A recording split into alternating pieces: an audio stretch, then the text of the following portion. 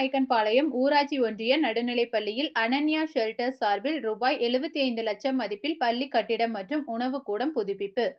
கோயம்புத்தூர் மாவட்டம் பெரியநாயக்கன்பாளையம் ஒன்றியம் சோமையம்பாளையம் ஊராட்சி ஒன்றிய நடுநிலைப்பள்ளியின் நூற்றாண்டு விழா, பள்ளி நூற்றாண்டு நினைவு கட்டிடங்கள் திறப்பு விழா மற்றும் பள்ளி கட்டிடங்களை கட்டித்தந்த அனன்யா குழுமத்திற்கு பாராட்டு விழா என முப்பெரும் விழா நடைபெற்றது.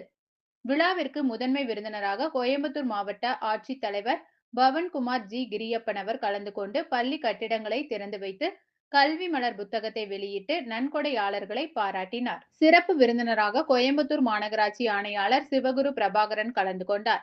மேலும் விழாவில் கோயம்புத்தூர் மாவட்ட முதன்மை கல்வி அலுவலர் உயர் திரு ரா பாலமுரளி கலந்து கொண்டார். விழாவிற்கு பள்ளியின் மேனாள் தலைமை ஆசிரியரும் பள்ளியின் மூத்த மாணவருமான போ ராமலிங்கம் தலைமை வகித்தார்.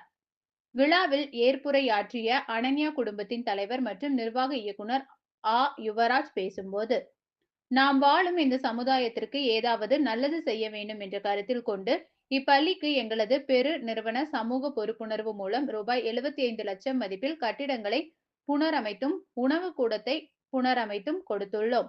இனிவரும் காலங்களில் அனைத்து விதமான உதவிகளும் செய்ய நாங்கள் தயாராக உள்ளோம் என தெரிவித்தார். விழாவில் அனன்யா குழுமத்தின் இணை நிர்வாக இயக்குனர் உமா மகேஸ்வரி யுவராஜ், ஆசிரியர்கள், மாணவர்கள் மற்றும் மாணவர்களின் பெற்றோர்கள், ஊர் பொதுமக்கள் என ஏராளமானோர் கலந்து கொண்டனர்.